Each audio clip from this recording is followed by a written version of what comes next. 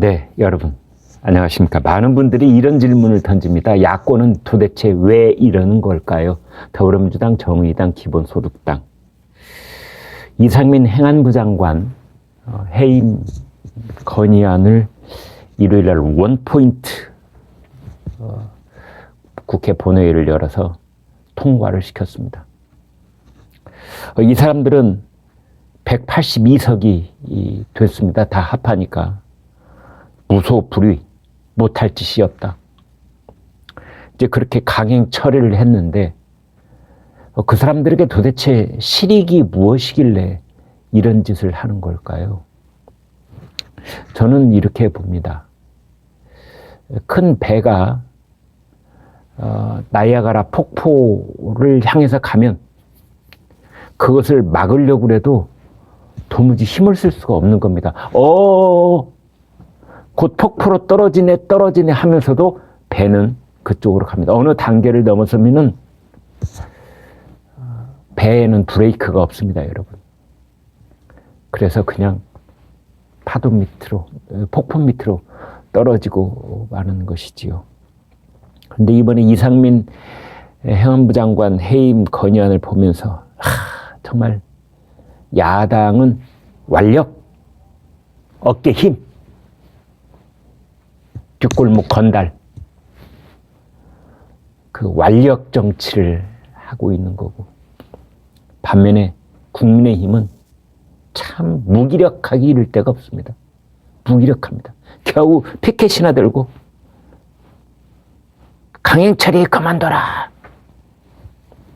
끝. 자, 그렇다면은 이제 원래 순서는 이렇게 돼 있었습니다. 예산안 처리하고 그 다음에 국정조사를 하고 그 결과에 따라서 책임자에게 책임을 묻는다.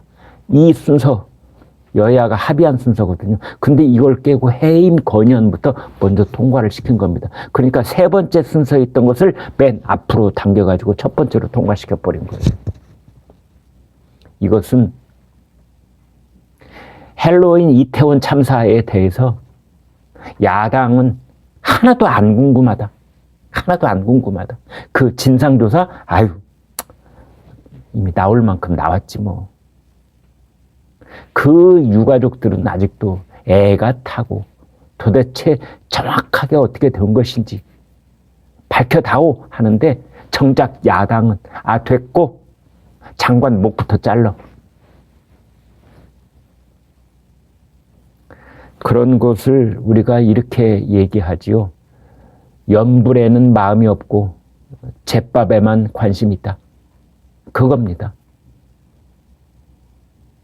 연불은 이태원 참사 진상조사라고 한다면 잿밥은 뭐냐?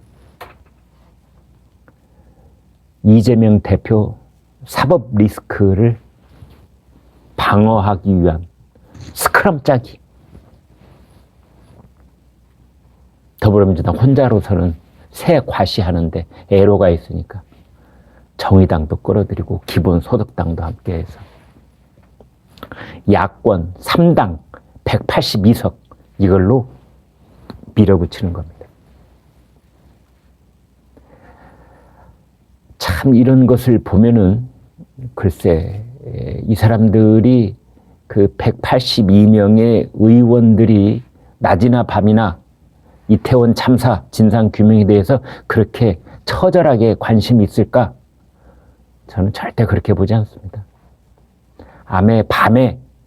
밤에 자기들끼리 3, 3, 5여 모여서 밥을 먹고 차를 마시고 할 때는 전혀 다른 소리 하고 있을 겁니다. 이태원 참사 국정조사하고 이태원 참사 그날 밤에 행안부 장관이 뭘 했고 경찰청장이 뭘 했고 용산서장이 뭐 했고 용산구청장은 뭐 했고 이런 얘기 분단위로 쪼개서 얘기하고 거기에 대해서 관심 표명하고 어떻게 진상을 밝혀낼까 이런 얘기 할까요? 한마디도 안 할 겁니다. 한마디도 단언컨대. 그럼 밤마다 모여서 무슨 얘기하냐? 이재명 대표에게 검찰 소환장이 언제쯤 날라올까? 김 의원 알아? 혹시 들은 거 있어? 김 의원 검찰 출신이잖아. 소환장 언제쯤 온대? 크리스마스 이전에 온대? 이런 거. 아, 박 의원, 저기에서 연락 왔어? 그 이낙연 의원 쪽에서 연락 혹시 받은 거 있나? 정세균 의원 요즘 어디가 있어? 뭐 지방 순회한다고 그러던데.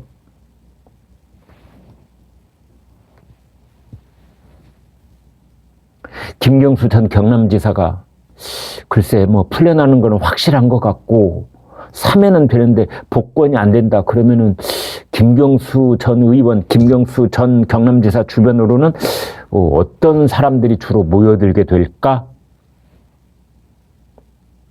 그런 얘기하고 있을 겁니다.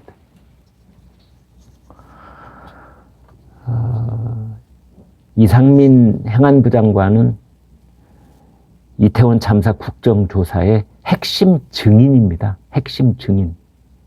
그런데 만약 해임 건의한 대로 이상민 장관이 장관직에서 물러나고 현직 장관이 아니게 되면 핵심 증인은 도대체 누구를 부르려고 하는 뜻이 지금 이러고 있는 겁니까? 야당은. 아무튼 거야의 독주가 시작이 됐습니다. 이렇게 되면은 이제 국민의 삶에 직접적인 영향을 미치는 2023년 예산안, 이것이 또 덜컹거리게 되는 겁니다.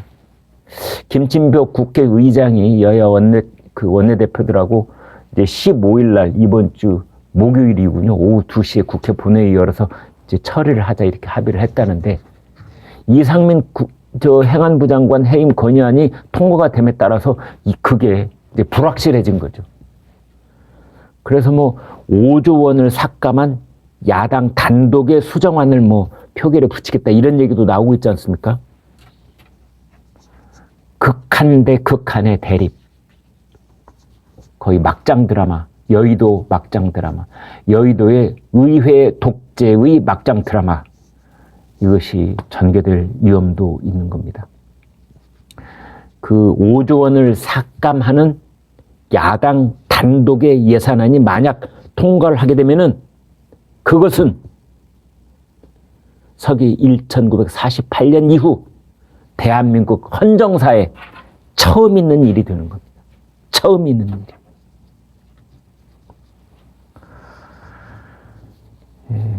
이상민 해임 건의안 이제 구체적으로 보니까 민주당 169명 전원, 정의당 6명 전원, 기본소득당 1명 용해인 의원이죠. 그 사람. 그 다음에 국민의힘에서도 1명이 있었습니다. 권은희 의원. 그 다음에 이제 무소속 의원으로는 김진표 국회의장, 김홍걸, 민형배, 양정숙, 양향자, 윤미향 이렇게 6명이 있는데 그중 5명이 찬성표를 던진 것으로 이렇게 추정이 됩니다. 무소속의 박완주 의원은 표결에 불참을 했습니다.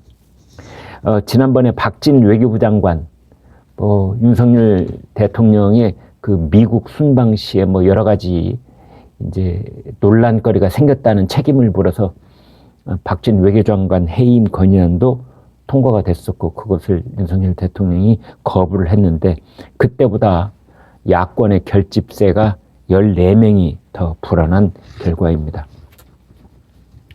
이제 이 국회에 그 이상민 행안부 장관 해임 건의안 통과 그 결과가 이제 대통령실에 통보가 되면은 공식 통보가 되면은 윤석열 대통령은 거의 이것을 거부할 것이 확실해 보입니다. 국민의힘은 뭐 시종일관 무기력했는데요. 김진표 국회의장 이제 그 앞에 복도에 이제 누워가지고 나를 밟고 지나가세요 뭐 이렇게 했지만 아무 쓸데 없었습니다. 표결 직전에 퇴장을 해서 국회 로텐더 홀에서 해임 건의안 강행 처리는 이재명 지키기다 이렇게 피켓 시위를 했는데 그뿐입니다.